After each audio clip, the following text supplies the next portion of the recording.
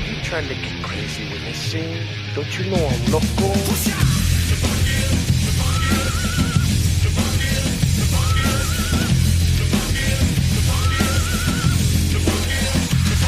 And I was just kind of like freestyling, you know, like, oh, I got a new shirt, I'm gonna just freestyle airbrush.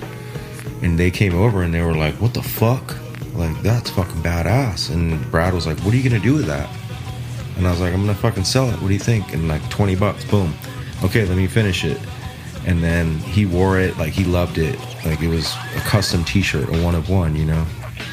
And then when they had finished recording for the 40 ounce album, they've been working on it for a minute. They were like, hey, we want something like that.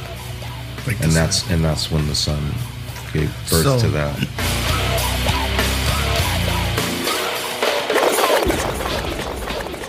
What's happening, everybody? This is Bobby Ruiz, a.k.a. Bobby Tribal, and once again, it's time for that Lower Left podcast.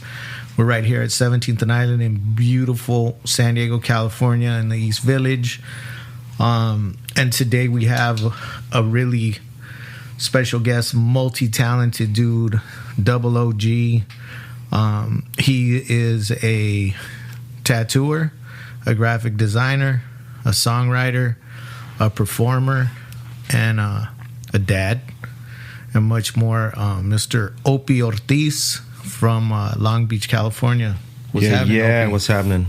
How you doing, man? Glad to be here. Yeah, it's good. It's good to have you. And you know, like I've been asking you questions the last 3 days that you've been here tattooing and kind of been in the mix, just because I'm curious. You know, I know the circles that you've ran in, and you know what you've done with your designs and just your music and things like that. And I'm a fan. You know, he also Opie was really good friends with all the dudes from Sublime. He did the graphic design for the world famous Sublime Sun. You did the album cover for 40 Ounces of Freedom, and Secondhand Smoke. I did the last one, the self-titled Sublime, the tattoo. Did you do the date rape drawing? No, I did the Secondhand Smoke. I did a couple like t-shirt designs and stuff like that, like flyers and stuff like that, but I don't think I did. Tattooed the Sublime on Bradley Knowles' back. Yeah. That's badass, dude. So tell us a little bit about yourself. Like where were you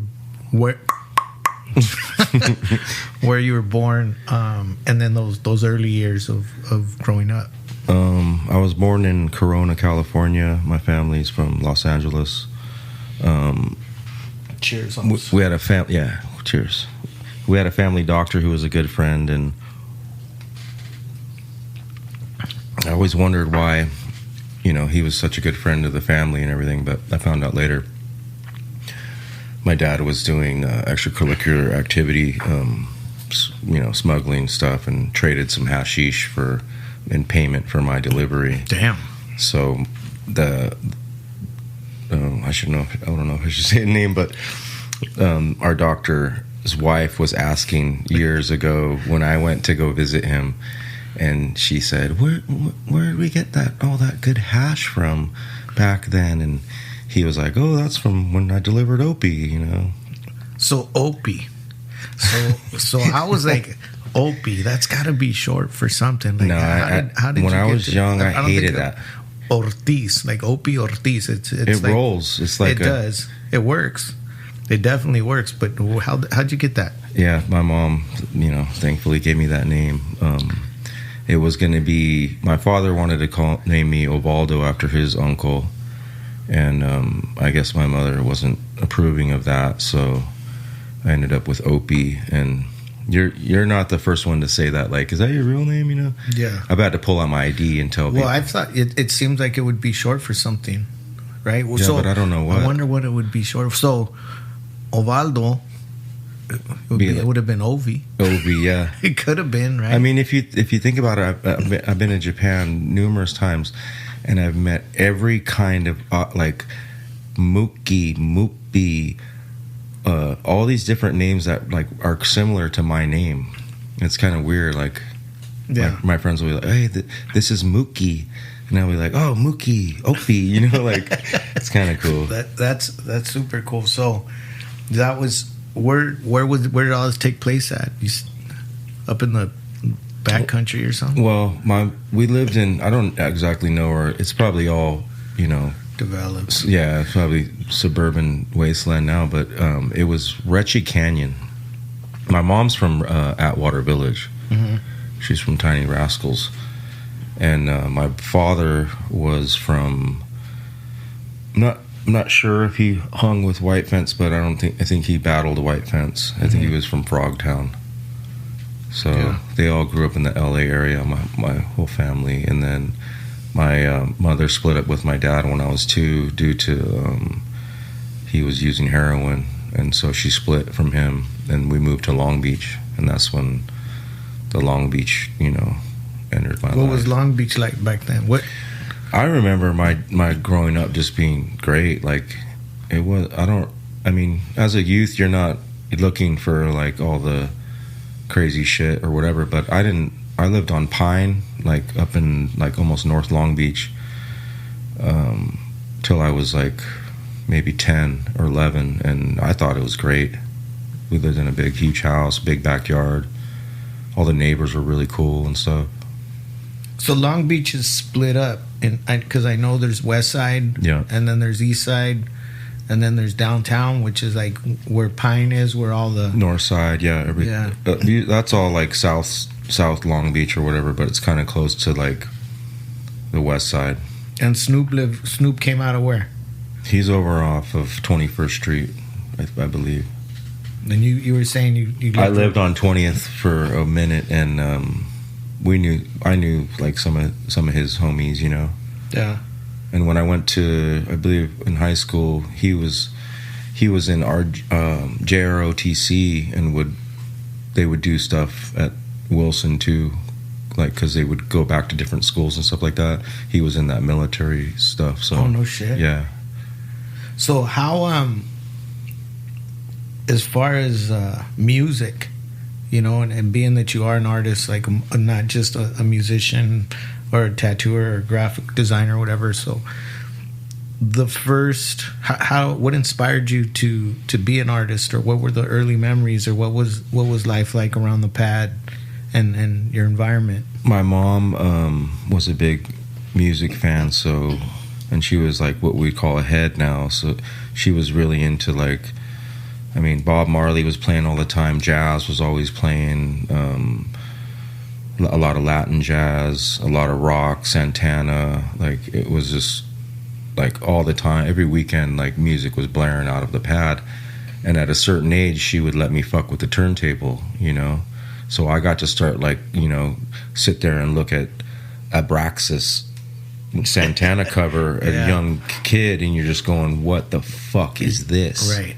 You're just blown away. And it's like me being like into art at that time, I was just like going, this is like, it's calling me, you know what I mean? I'm just looking at these album covers going, this is insane. Like this is I thought it was like my calling, seriously, because, you know, you get to play a record and listen to it and read it and look, you know, just kind of like inspect everything on it, you know, from like the writing that's on the, you know, that little writing that's around the label. Yeah. And you'd be like, wonder what it says, you know, what does it mean, you know?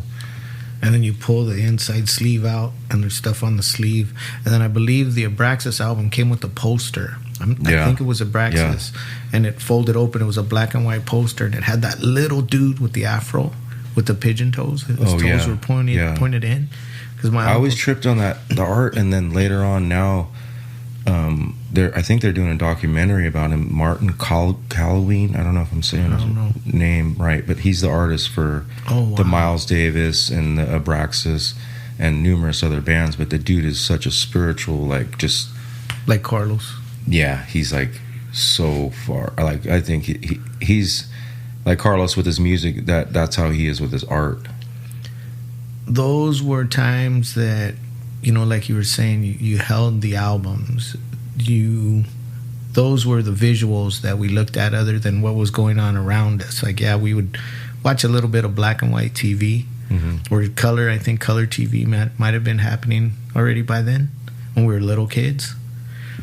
And then we'd be in the street. But as far as like art and things that you would hold and stare at other than a magazine, it was album covers. Yeah. And the back, the front, and the inside. And then learning how to handle the record or getting backhanded by your parents. Or how to put the needle on and everything. And it was a ritual. And you know, your parents would be having a party, and you know, my dad would go turn the record over, and you had to know how to do that shit. It was like starting the barbecue.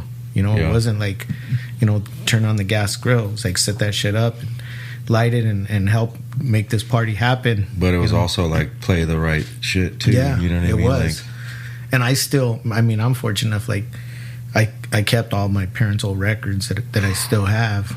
You know, but those were times, and that was the music that I think kicked me off and you off. You know, at the same time, like listening to those sorts of records. And I think that's what it was. It was like the music that was being played at that time is so fucking soulful and so full of culture and so full of just everything. It just inspires you and lights your imagination. As a young kid, I was just fucking blown away. You know what I mean? I was like, later on in life, I was sitting there and I was like, Bob Marley was playing, and I'm like sitting there singing the lyrics. I'm like, how the fuck do I know this? It was so weird. And then I was like, whoa, like, and then I think my brother was like, Mom always played this. Yeah. And I was like, who is this? And like, it was Bob Marley. You know what I mean? I was like probably 16 or 17. It's a trip. How I was thinking that the other day. Like sometimes my memory gets a little foggy and I forget shit. But when a song comes on, I know every word. Like how does that happen? Like how does, you know? And it's not because they're giving you hints. I guess the music is the hint to the lyrics, and then there it is. It just kind of. I think it has something to do with maybe the time that you were listening to that music. You were young, and it's still locked in there in your reels, you know. Yeah. And so when you hear it again, you're just like back to that time zone, you know. Yeah. So I know that you became really good friends with all the boys from Sublime, and tell us how those. Well, you know what? No, So that was let's go back a little bit. I'm kind of jumping ahead. So that was music for you. What about drawing and graphics and art? Like, were you a little kid and still real young when you were messing with that I have stuff? to give it the props to my mom, because she was doing needlepoint, you know, the white cotton shirts with all the embroidery on them and stuff like that. She was doing that, and then she went into stained glass. And she had already been doing photography. So I was enveloped in all of that. I was like there watching her do the stained glass, and she had a little dark room that she had built on her house that we lived at. Oh, wow. So she was doing all of this stuff like DIY before that shit was even DIY. So she was developing photos and stuff? Yeah. Do you have some of those still? Yeah. I have pictures of me that she took like when I was like 7 or 8 years old, and other stuff that she took. But that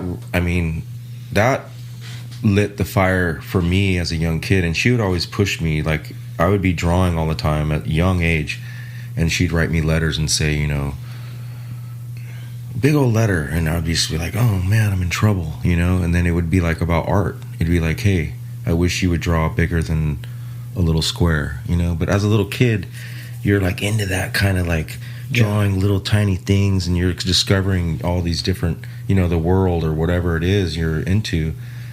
And so it was like a different thing when my mom was like telling me, hey, I see what you're doing, let's go bigger, let's do this, you know. So she was really pushing me throughout my whole life. So your mom was the one that pretty much turned you on to a lot of early music and art and drawing, and it was her taste in music and her taste in, you know, what she liked. So she was an artist. Like, sounds like she was doing things. So you became, or you were just kind of into music and art, and then as time moved on, that's when you met Eric, right? Yeah, I was in 8th grade. It was weird too, because I don't know why, but it was the time when they were shipping kids from the ghetto into different schools. Yeah. So I think actually I fucked up. I got in trouble. I went there and I got in trouble there. Where? I was going to a school down in like Belmont Shores, and I lived way over on 4th Street, way up in like almost by like Long Beach Boulevard. And I would take the bus there, and that's when I met all these cats that were into punk rock that were kind of like me, who happened to be Eric's friends too. And by Eric, we're talking about Eric Wilson. Yeah, Eric Wilson. And so we had like a fucking hodgepodge crew of like all these punk kids that we would all like, that was our crew, you know? And we'd go to the punk shows, and Eric was like, I wouldn't say he was the leader or anything at that time, but he had a fucking band, and they were playing punk shows, and he was 15, and he couldn't even get in and hang out, but he could get in there and play the show, you know what I mean? Yeah. And they'd kick him out. And he was playing bass. And he, at that time, I think he was playing guitar. And he had a punk band, and what type of shows and who were they playing with? I shit you not, they opened for Social Distortion one time, and I think Exploited, numerous shows. I mean, it was insane. Like, we were just blown away that, like, oh shit, my homie's got a gig, and he's like, I wasn't even allowed to go to those. Get in. I wasn't even allowed to go to that shit. You know what I mean? My mom would be like, "You're not going to fucking." Where would these shows happen at? Or what venues mostly? One of them was at Cathay de Grand, I believe. One of his first shows, and another one was at some other Hollywood fucking hotspot at the time. You know, L.A. or whatever. He's Eric is an amazing dude. One of the nicest dudes you'll ever meet, and just multi-talented. And if you know, for those people out there familiar with Sublime and the bass lines that he's delivered for so many of the baddest. He'll say it. He's a magician. God, and but very humble. Yeah, extremely humble, and one of the nicest guys that you know I've ever met. And shout out to Mama Troy for making the introduction. And yeah, he still is the shit. I still talk to him like on a regular basis. Same with Bud too. We're still on a good, you know, rapport of just being homies and promoting each other, and you know, checking on each other and stuff like that. So yeah, man, it's you've been blessed, like to be surrounded by that kind of talent. And so how did you get to the point? How did that transition go between going from becoming friends and you know, watching him progress as a musician to like were you there when Sublime kind of got put together and when that band was assembled? Or it was just like they had punk bands, you know, they had all these different bands and different singers, and then they really decided to like just make their own band. So how did you were saying earlier and that Bradley was kind of like Bradley Knoll was like he lived in a different part of Long Beach, and yeah, he was like how did he link up with everybody? That's the crazy part. I think his love for wanting to play music led to him looking for other players, and Eric was playing in some punk bands, so they had linked up. I don't know how. I think they were in a band called Hogan's Heroes together. This other guy Mike was singing, and he was an older dude, and we would go to practices, and it would just be like a party, and they would play a bunch of punk tunes and practice. And within that time, a little bit after that, I think that's when that dude Mike moved, and so they didn't have the singer anymore, and so I think Brad realized he had to start singing, and so that's when that happened, I think. And how old was everybody around? Dude, I had to be... They were jamming right up the street from my house because I lived in the ghetto, and I want to say like 15, you know, 16. Brad had to be like maybe 17, 18. Oh shit, nice. So it was like it was the pre-creation of, hey, we want to play music, you know, punk, what's the music to play? Punk rock, you know.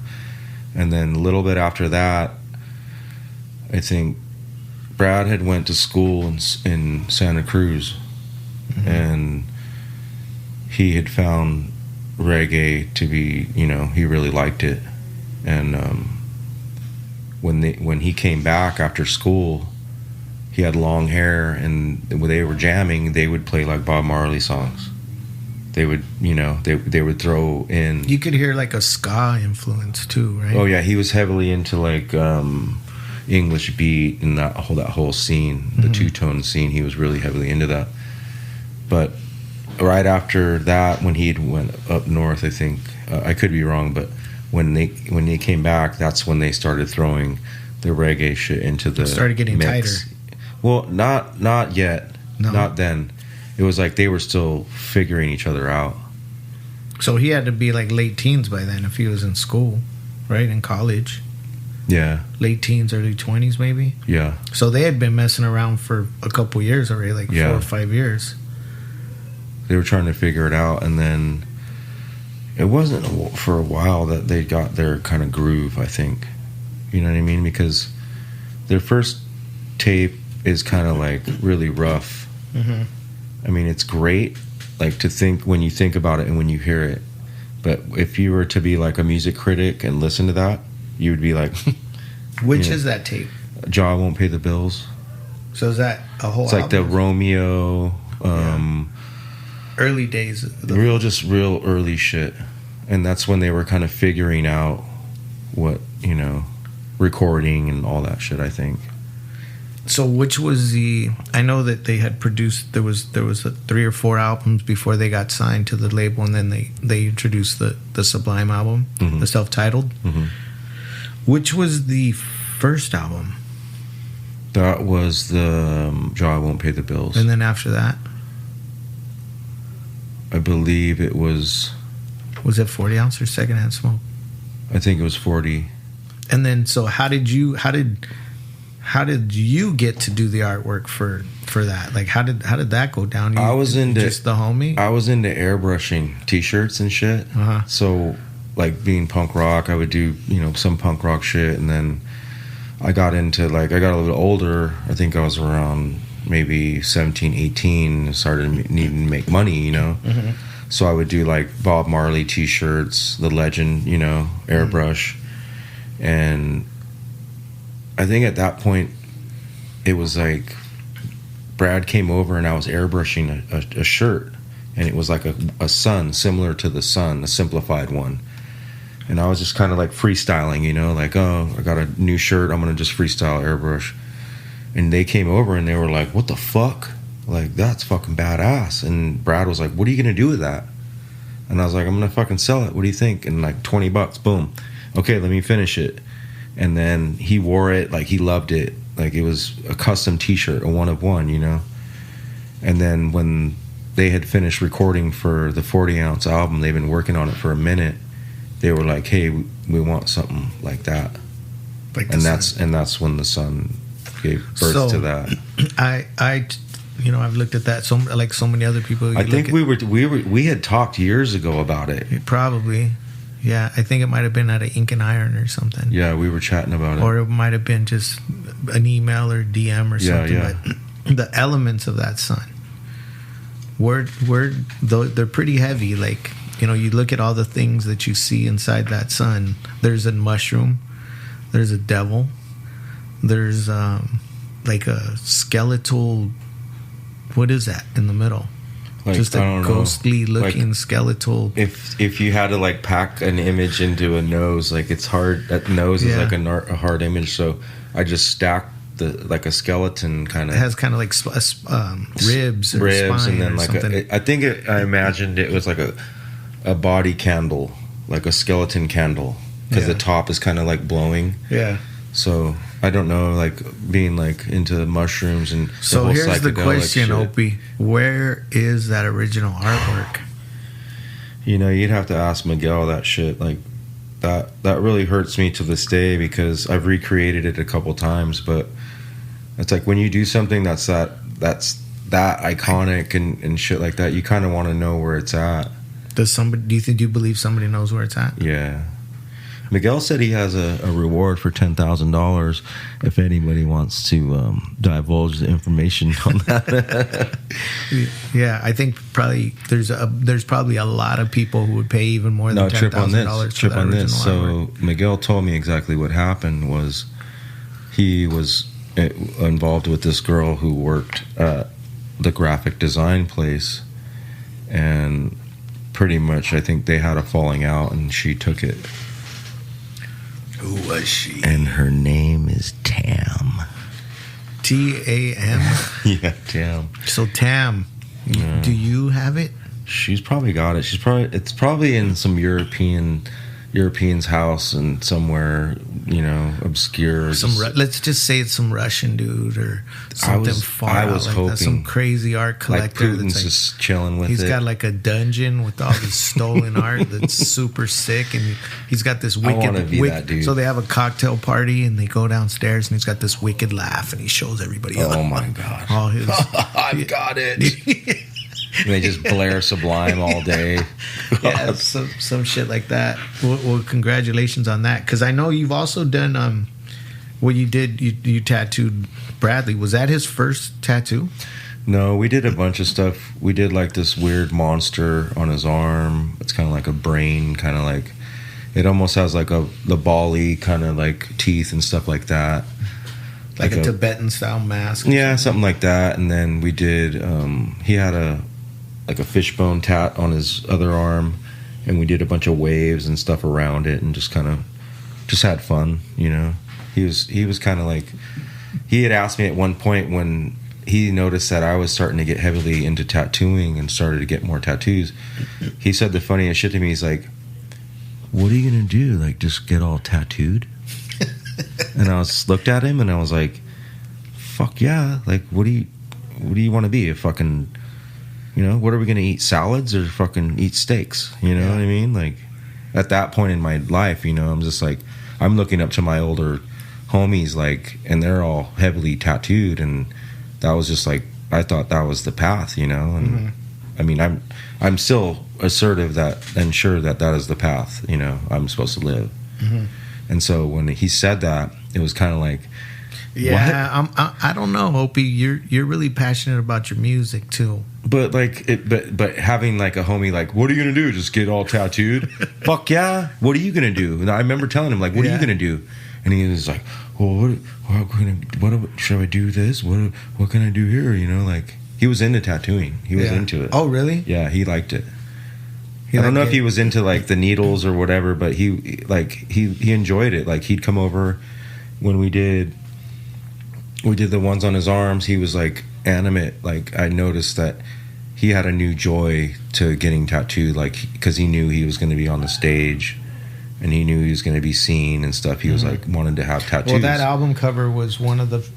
There wasn't a lot of album covers or marketing that was being done during that time period that had tattoos. There was some guys tattooed. We were in '89. We did some guys with tattoos, or '90, I think. And then I think I could go as far as saying we were one of the first brands to use females with tattoos on our marketing, full color marketing, in big publications.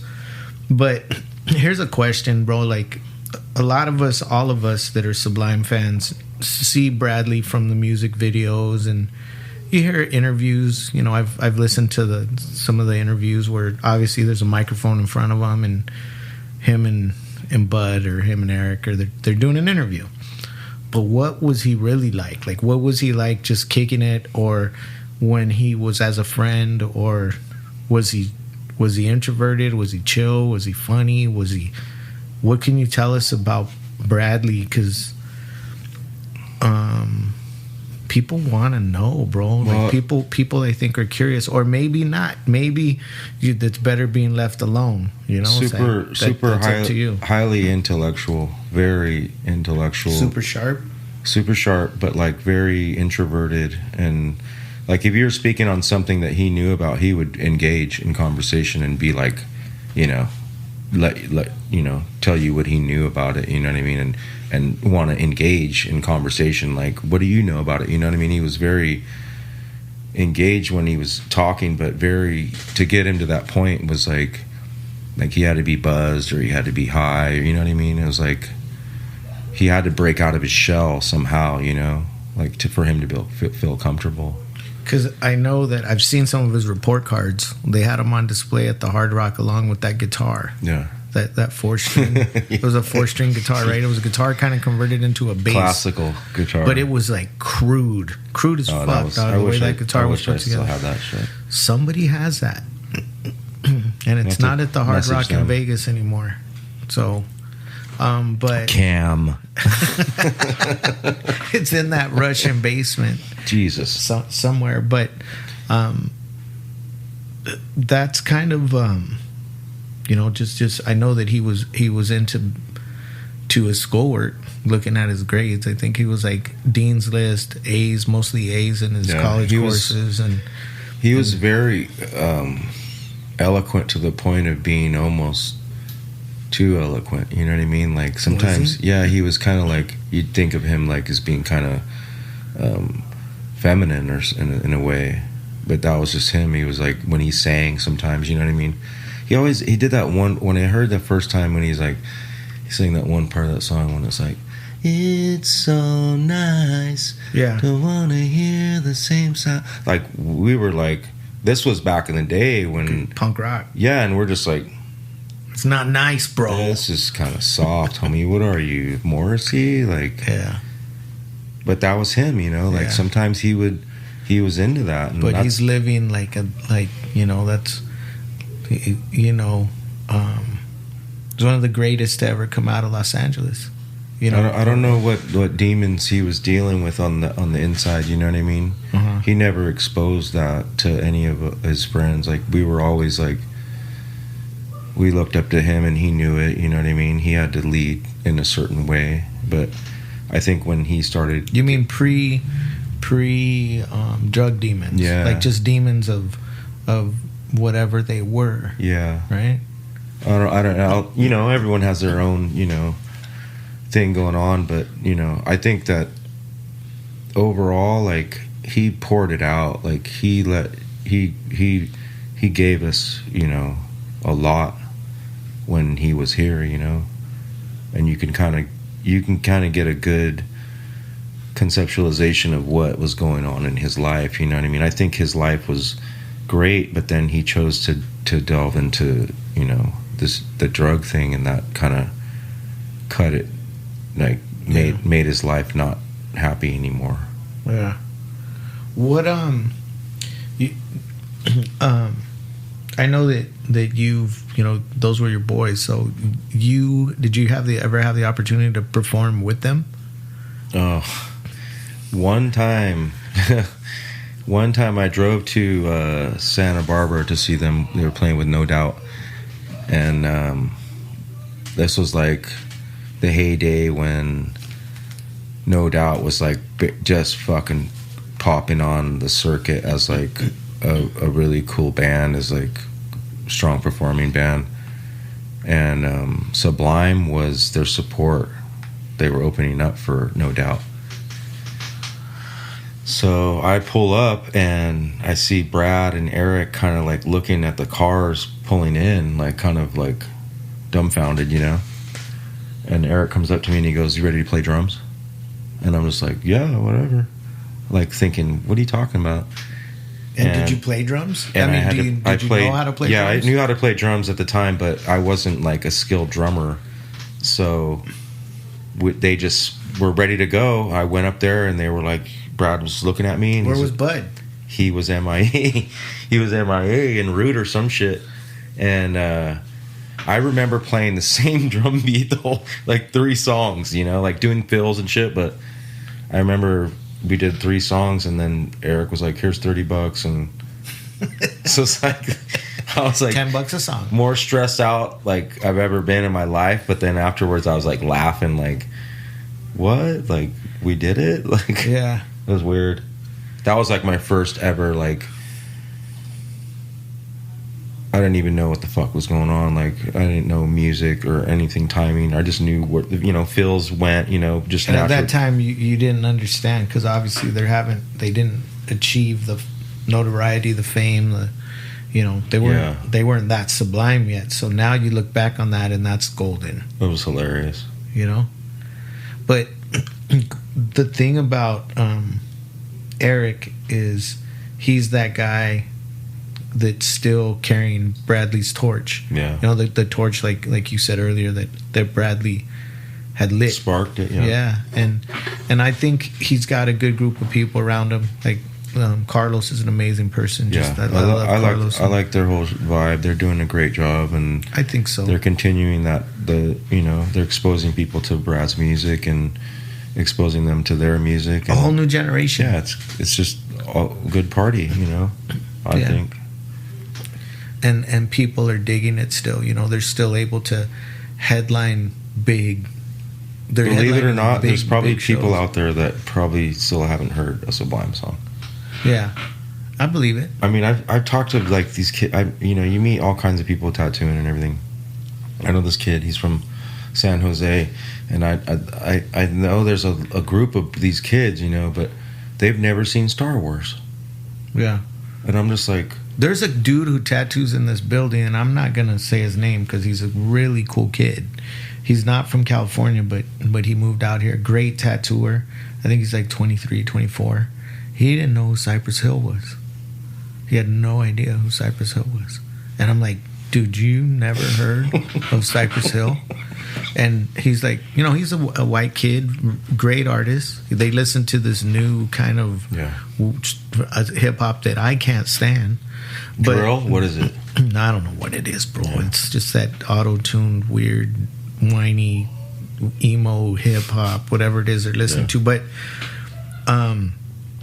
Sublime is the soundtrack, part of the official soundtrack of Southern California for the last 30 years plus, and it'll continue to be one of the official groups or bands or some of the music the best music that came out of Southern California, just because of how unique it was and how it was derived, and because you could tell from the streets it was hardcore. It had its roots in,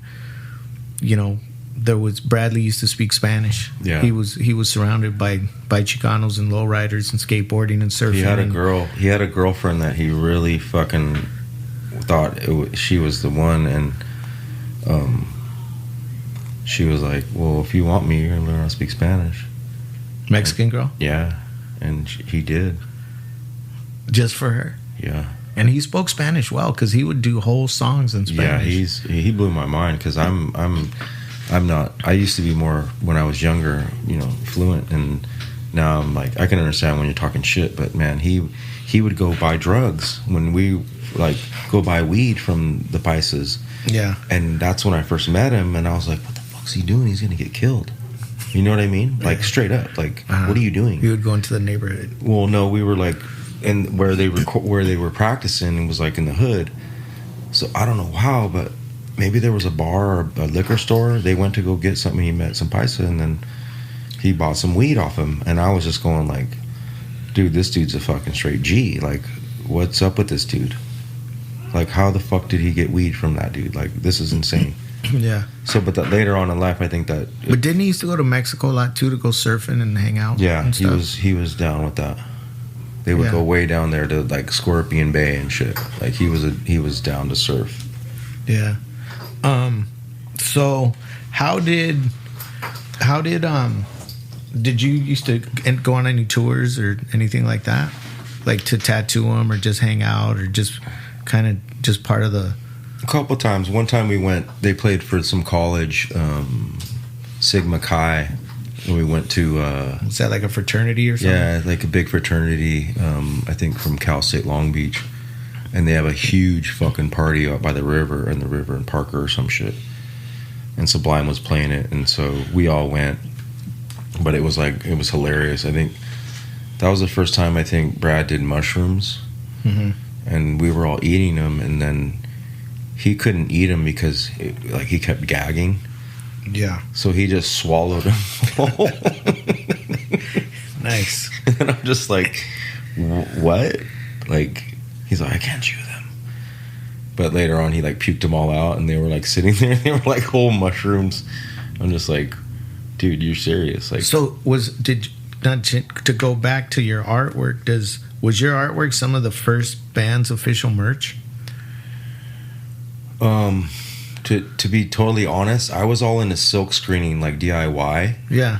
So when they were like, at some point I was like me and Eric were hanging out like every day partying. So I was like, dude, you guys need a fucking t-shirt. Do you think?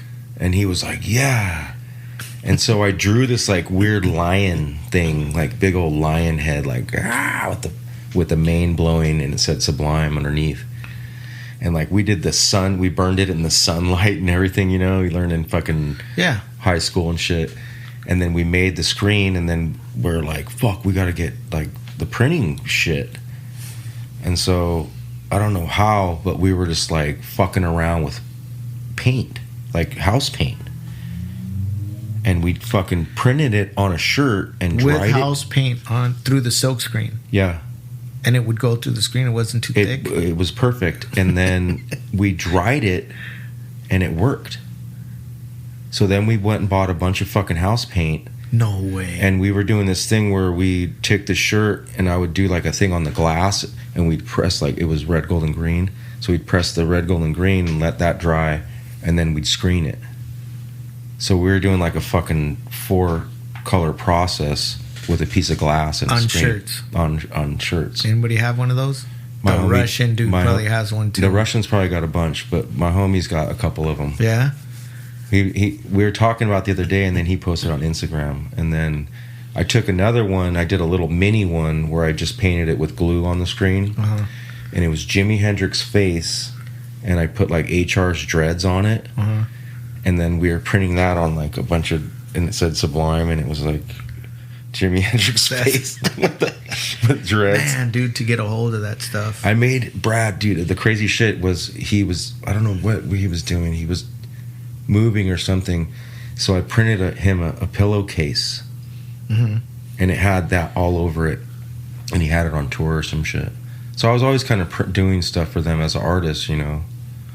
They just seem like a cool thing, and again, like Eric, having, you know, getting to know him and being invited to his pad and seeing how he lives, and what a real solid, down to earth gentleman, just beautiful person. Like, he's all about living. He's just about living, you know. Yeah, for lack of a better word. And he invited my son and the whole band over there to jam with them, and he showed them how to do some stuff, and they had a great time. And just for him to take the time for these kids that were, you know, obviously everybody was like, oh shit, it's Eric Wilson. Like, they were whispering amongst themselves, and then they start jamming, and I see them looking at each other, and Eric's just like, yeah, he's playing the keyboards, or he started messing around on the bass a little bit. Yeah, that's what he's about. He's about music. It's not about who you are or anything. It's about being in that moment and playing music together.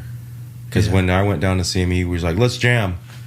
You know, and we're just like, you know, I'm playing the drums, like trying to keep up with him, and he's playing some crazy shit. But that's how it always has been, like since we were young. But you know, I didn't know what to expect, and it was the most laid back, peaceful, like just the vibe was just kick back. Yeah, like everything's like it was, and he loves old cars, so he would come up to Escondido to cruise him Grand. And we'd hang out and look at cars, and he's got his truck, and I think he has a Camaro. Oh yeah, he does. He has a Camaro, and then he has his old red truck. I think it's a Ford truck. 50 and then he had this big old beast of a thing. I don't remember what it was. He was trying to build something crazy. It's I don't know if it was fucking. He put a Airstream on the back of it. Something it's like a. I don't know what it's called. He wanted it to be like an army vehicle or something crazy. That's what it is. It's an army vehicle, but then he bought an Airstream, a small Airstream, and attached it on top of that. Yeah. It's insane. And he pulls down this crazy ladder and he has a blast. So what about tattooing, Opie? How did you get into that, and where do you tattoo now, and what's your tattoo, your whole and I know you work with Rick Walters, right? I'm at Rick's shop. He passed, but we're carrying on the legacy for Rick, because he taught us everything we know. So I'm at Rick Walters' shop in Sunset Beach, And where's Sunset Beach? it's like right in between Huntington and Seal Beach. Like a little bit. Keep going, you reach Long Beach, but it's like a little beach community. So you got to know the homie Louis Perez III. From Los Shamrock. Yeah, that's the homie. Yeah, he is, dude. I've known Louis since he was They're a little doing the kid. Manic Hispanic thing right now. Yeah, his dad's a great mentor of mine. Like, you want to talk about some LA gold, platinum, just the man. I mean, short of anything short of gods. Did you hear their version of? I did. Pawn Shop. Yeah, that is probably one of my favorites. Yeah, man. With all the love that we found, the Sublime covers. Yeah, those dudes, man. Like, I could be in the thing about Los Lobos. I could be going through some shit or stressed out or, like just having a moment. Or a bad week or a bad month, and then Louis will text me, goes, "Hey, Holmes, we're gonna be right here at the Belly Up, or we're gonna be here, we're gonna be there. Why don't you and Sabrina come?" Because my wife and I have been going to see him since we were 19 years old, and we became great friends. And he's taught me a lot. Like, just he's a genius, Louis. He's just his dad, Louis Perez Sr. And you go to one of those shows, and it's like everything just kind of like you forget and it's just like it turns my world around. Like, just, and they're, I don't know, they're highly rated, but still like underground kind underground still a little bit, but they have gotten some crazy recognition, by the who's who. Like, people like John Lennon were big Los Lobos fans, or George Harrison, or they've played with, they've done some amazing stuff. So, they're legends. But shout out Louis Perez III. Yeah, that's the homie right there. But so you're tattooing out of that shop. Mm-hmm. Just do appointments, and I just released a new album, Opie and Family, Sound Sensation Volume 1, and just trying to just keep music going. How can people? So before that, you were involved. We'll get to the album because we'll push the album. So let's talk about the Long Beach Dub Allstars. How did that get going, and how did that go down, and what was your involvement in that? After Brad's passing, we had all been kind of like hanging out as brothers, all the homies, and we would jam all the time. That was just, Eric would always encourage just music, and I think when Brad, like a coping mechanism, like, it's just Eric eat breathes shits music like all day long. Mm-hmm. Like, he wakes up like, starts jamming, so when we lived together, it was just like, let's jam, like pretty much every day, if we weren't out at the beach or on the boat. So you lived with Eric? Yeah, I lived with him for a while, and so when you're like, I don't know, it's just like when you're around that a lot, it just becomes normal, you just kind of like, and that's when Eric's like, he's just like constantly creating. So we would always just be like jamming, and then they were like, hey, they're gonna do the show for MAP, and it's gonna be a big thing. It's a music assistance program. It's for musicians that need help, they can get rehabilitation and all that. And so we were like, Eric had asked, like, hey, let's play, we're gonna put this fucking hodgepodge group together, fucking people, everyone call everybody, and we're gonna fucking practice, and we're gonna play.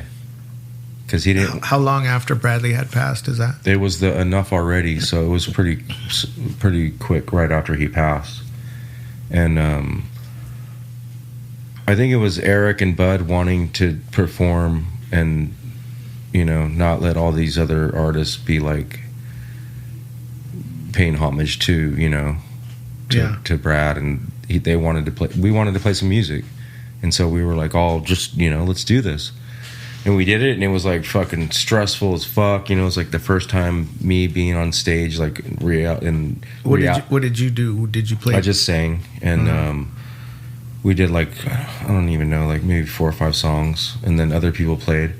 But after we did it, it was like I think they were like feeling a little bit, like pumped up.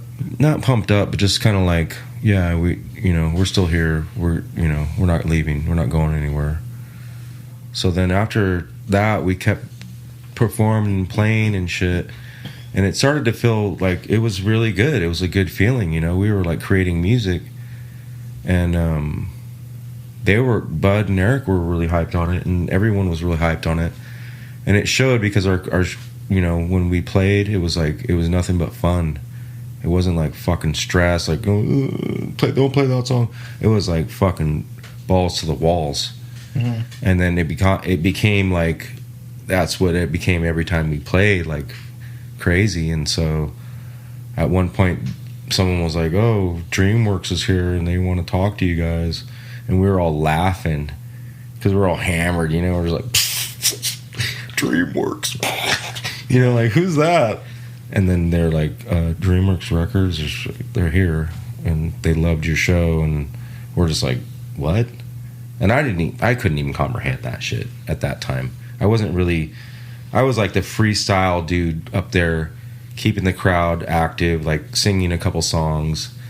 Like in no way, shape, or form was I writing any fucking songs at that point. And then it just became really serious at that point, and I kind of didn't like it. You know, it was like more, you know, hey, we got to do this. And like even Eric took a serious approach to us. You know, he was like, hey, I'm not paying you to fucking dance. You know what I mean? Like, it's like, you got to fucking start singing. Like, go get some singing lessons, you know? And so we did. We all, like, took time to, like, get a little better. And after a while, though, it was like a vibe. It was like, I knew if the show was going to go good or I knew if it wasn't. You know what I mean? You can take a look at your brother and be like, my homie's having a good day, or my homie's not having a good day. You know what I mean? Mm-hmm. So it's just like, we had great shows and then we had shitty shows. You know what I mean? It was just like, that happens in life, you know? Like you're on point sometimes and you're not on other times.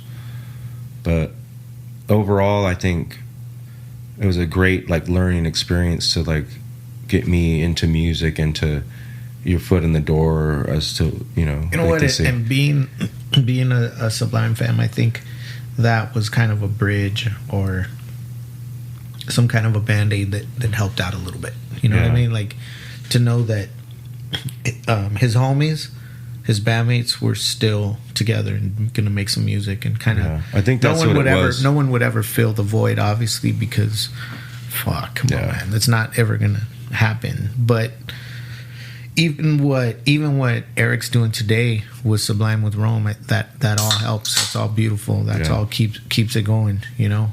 And I know that the Long Beach Dub Allstars also had, you know, you guys had surrounded yourself with some great talent. will.i.am was doing some stuff with you guys, I think. Oh, dude. Barrington Levy, Half Pint, Tippa Irie, Wailing Souls, Charlie Tuna, Delinquent Habits. I mean, Psycho Realm. We met so many people because of Dub Allstars and made so many open doors, you know, because of that, and made friendships. And but also, it wasn't just because of that. It's because you guys were making good music. People were vibing on the music and the sound, and it's that sound that came out of Long Beach. First was Sublime, and then you dudes. It was very unique. You know, there wasn't anything else like it that you could compare to it. There were some people trying, and we won't mention any names, but there was some good music around there, and I'm not going to take anything away from them. They had a different sound.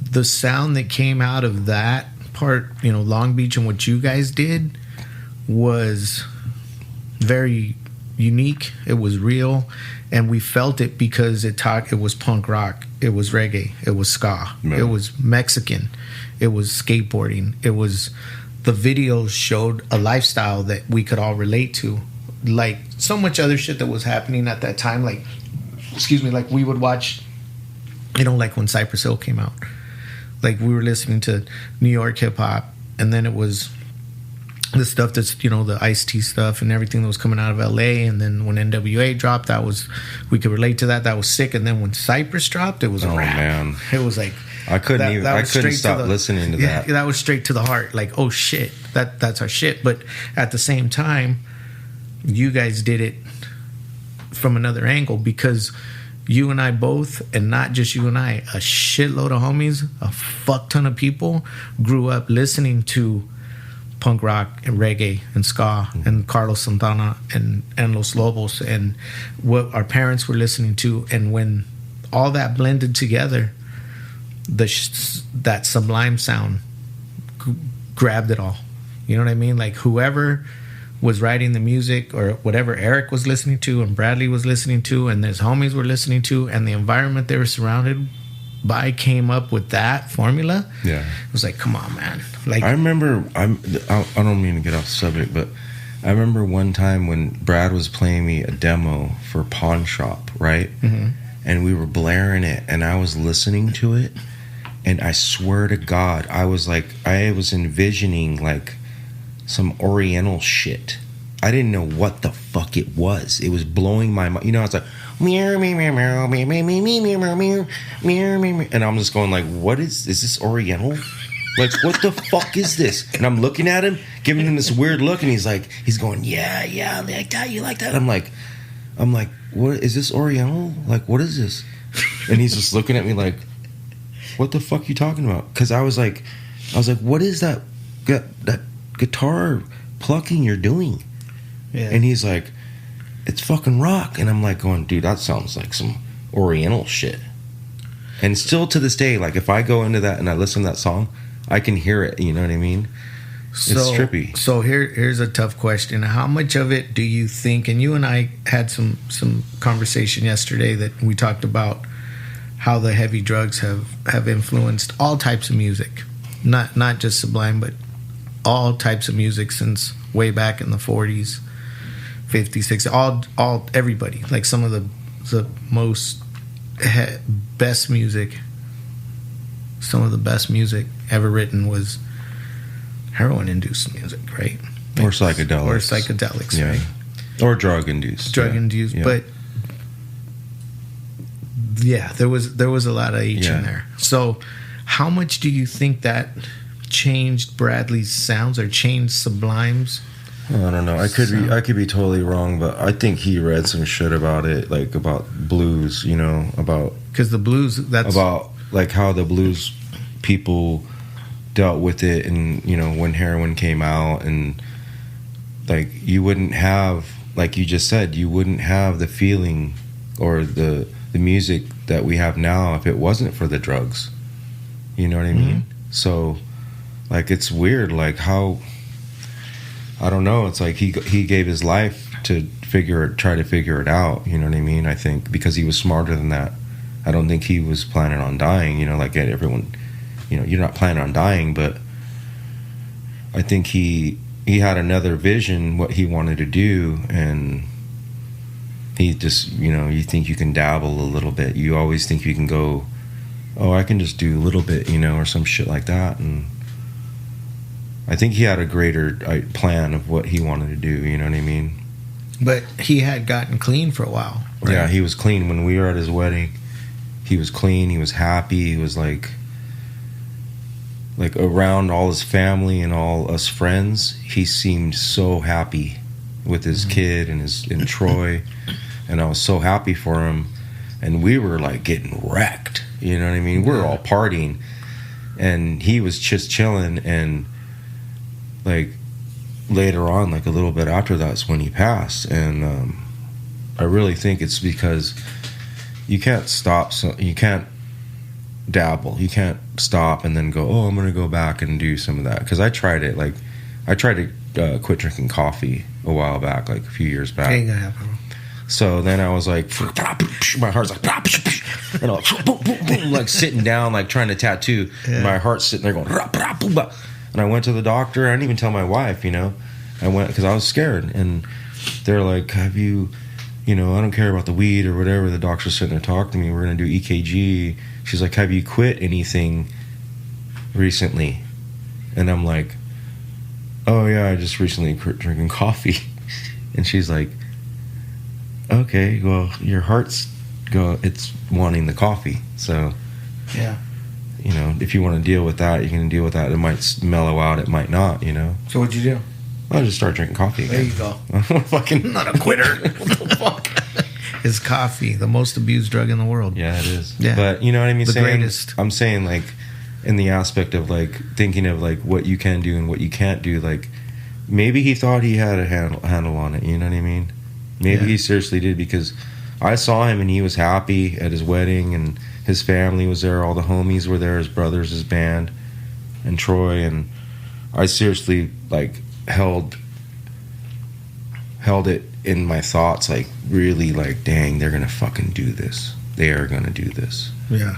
Because his creativity was just fucking off the chain at that point. But and you, like, you and I had the same discussion, how post that abuse something lingers, something stays, something changes, or something it's that whole thing where your guide isn't there. You're fucking, you know, you're not something's in the not same box. Yeah, something's not there, and you fall susceptible to that person there, you know, with the fucking suitcase or whatever the fuck it is. Yeah.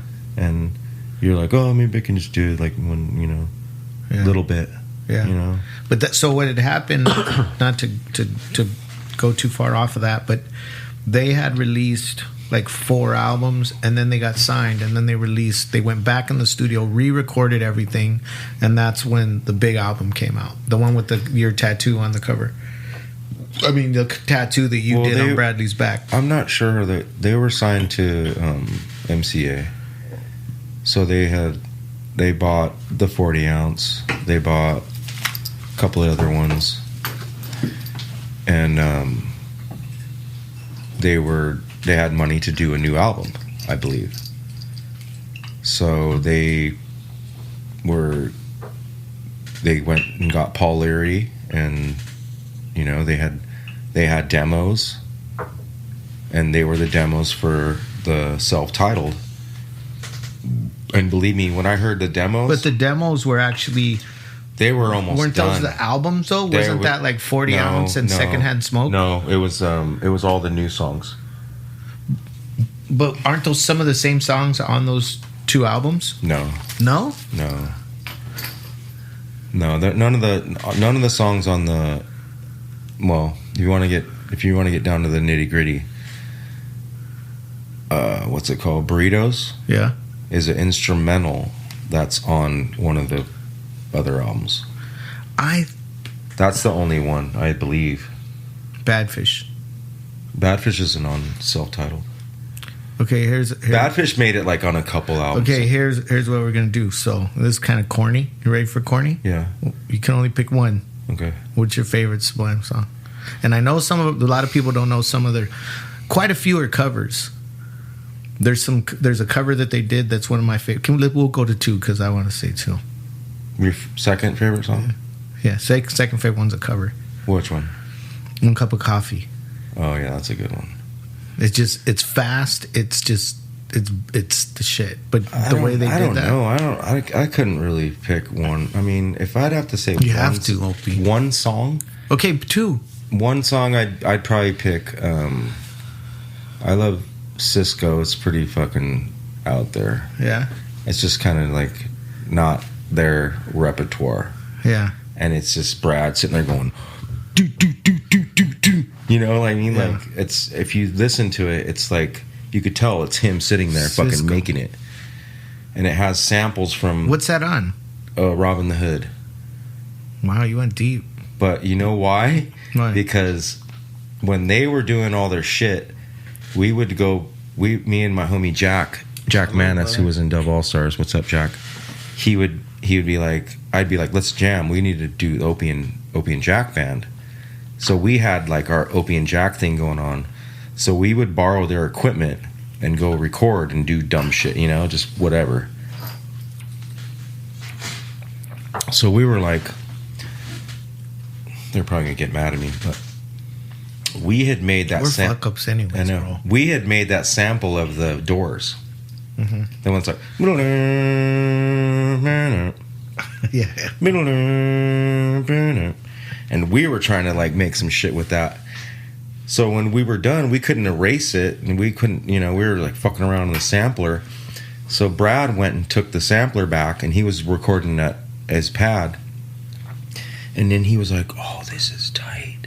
And it was an off sample. Oh, shit. So it's like, and then he made it. He heard it. He heard it and made it and worked it and made it fit. And then we were like, hey, motherfucker, that's our sample. And he's like, Was. yeah, well, yeah, he would. That's how he was. He was like, and then he made, like, he wrote some shit to it. And it was kind of off, but yet on, you know, it was kind of like, and it had the samples from the show. Yeah. So it's just kind of like, what the fuck is this? Like, to me, that's imagination. You know, you're taking just shit that's around and fucking making something like a story out of it. You know what I mean? Yeah. It's like a painting. Yeah. Nothing out of something. Mine is Slow Ride. Yeah, that's that bass line that Eric put on that thing too. Just the whole. That's on the Jaw Won't Pay the Bills. Is it? Yeah, the first one. But that is everything about that, and me being into low riding and just what the story that he's talking about. Yeah. Like, we're chilling and we're gonna miss the show, and everybody's already there, and oh man, you know, and then slow ride. It's like low ride and slow riding, and just that.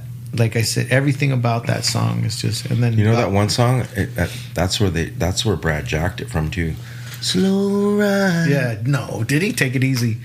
Take it easy. Did he? I fucking think so.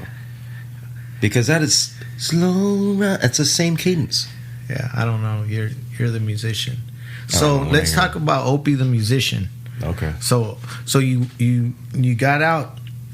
Or I don't know your story of how, or you still perform with Dub Allstars whenever they do Dub anything. Allstars. When we were with Bud and Eric and all the rest of the crew, we kind of disbanded at a certain point, and we formed separate groups. So they started Short Bus, and then me and some of the Hepcat guys and Jack and Tim and Marshall started Dubcat.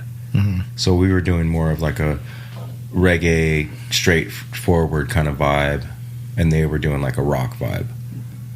Then later on, with those bands disbanded, our bass player Dave Fuentes had passed, and later on we kind of got the LBDA back going. Not with Bud and Eric though. Mm-hmm. Marshall, Miguel, and some other players, and we just started playing shows and stuff, and then started picking up a little energy. So we had been writing, kind of like me and Miguel and some of the other guys have been like writing and stuff. So I talked to Miguel and I was like, let's just put an album out and not worry about the money or whatever. We'll get someone to put it out, just to let people know that we're still out there, you know what I mean? And he was like, that's a great idea. And so we just started writing as much as we could, and then finally we're just like, we got enough to put out an album. So then we released the self-titled one that just came out like about 2 years ago, right before COVID. Mm-hmm. And what's that called, and how can people get it? It's just Long Beach Dub Allstars. It's on Regime, Suburban Noise Records. Has 10 songs on it. It's a great album.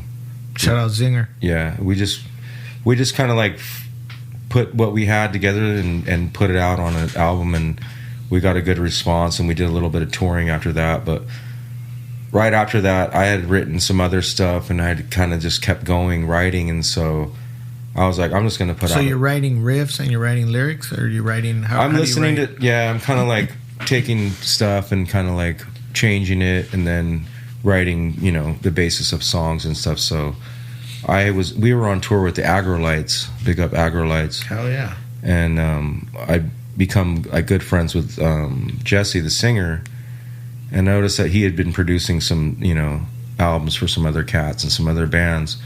So I was like, hey, what would it take for you to help me do this album? And he was like, let's fucking do it. And then COVID hit right when we got back from our tour. So then it was just like we were just sending files back and forth, which seemed real simple, mm-hmm. until you get down to the nitty gritty, you know what I mean? Where you have to sit in a room and listen to it, make sure everything's fucking good, Uh-huh. So we were just doing demos back and forth, and then we just started going like all the way in. He was like, let's do this. So we just started the Opie and Family project, and then dropped an album, Sound Sensation. And is that on iTunes, Spotify? Yeah, everything? it's on all the platforms. Yeah, it's all the platforms. All right. So, anything else anybody you want to shout out? Anything you want to promote, or anybody you want to, Yeah, big up Bud Gaw, Skunk Records, Zinger, Regime, Evidence. My boys over at Rick Walters' world famous tattoo parlor, Hell yeah. Scully, Ben Fitzgerald, and Gabby. I like to big shout out to my family, my girl Christina, my son Oliver, my son Ben, and Roxanne. Love you guys, and my dog Mochi. What kind of dog is he? He's a Jack Chihuahua, so he's like a Jack Russell Chihuahua. Yeah. Oh shit! What's he like? He's super mellow. What? But he's like white. Is he aggressive? Like a Chihuahua? Yeah, he thinks he's a pit bull. Well, because he's got that Chihuahua Jack He thinks Russell. I've seen him. No, he's like a little. He's like long and like this big. Does he have his balls still? Yeah. Well, let me know if I'd love to get a puppy like that. That would be dude. Cool. He's the shit. Like my son brought him home, and we were like, "Take that fucking dog back." And I'm looking at him, and he's looking at me, and I'm like, I told my son, he kind of looks like you. And he's like, what? And I'm like, come over here. How do you know he's Jack Russell? He doesn't have Chihuahua features. He looks like a Jack Russell. Sick. But then he doesn't have the bulging eyes, but he's just kind of like little, He doesn't look like any of his other. We got a little feisty fucker who's a Chihuahua Yorkie, but he's feisty and thinks he's the shit like a Chihuahua, but he looks like a little sweetheart. Like a Yorkie, but he's bigger than a Yorkie. He's like a full-size Chihuahua. Yeah, my dog's like a full just lover boy. He just wants to just rub my nuts, you know what I mean? That's right. It was a pleasure, man. Yeah, man, thank you, Bobby. Me being a a fan of everything that you've been involved with, and it was an honor having you here the last 3 days tattooing at the shop. Everybody was stoked to have you, and I think I had a blast. They kept you busy, and we're gonna see you again. But Long Beach Dub Allstars, Opium Family, Sound Sensation, Volume 1. There you go. Check all that out for that Long Beach sound continues. It ain't going nowhere. It's gonna be here forever. Yeah. And welcome to San Diego. Shout out Mama Troy, Eric Wilson, Bud Sublime, Miguel. Sublime with Rome, Bradley Noel, Carlos, Bradley Noel. Yep. God, come on, man. This one's dedicated to you, Bradley. Yep. Lower Left Podcast, 17th and Island, Bobby Tribal. Don't you know I'm loco? We out. Peace.